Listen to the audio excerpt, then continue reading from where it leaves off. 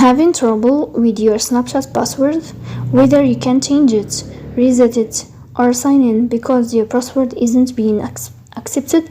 In this video I will show you how to fix password on Snapchat. The first thing you have to do is to go to Snapchat app. Then in this window you will move to profiles. You will tap on your profile. After that you will move to settings. You will tap on settings. Sorry, not here. You will go to your settings. Here in this page you will move to password. You will find it here, and then you can add here new password, and then you can confirm your password to change it and to fix this problem. So this is how it works. If you enjoy watching this video and if this video is helpful for you, don't forget to support us by like and subscribe. See you next time.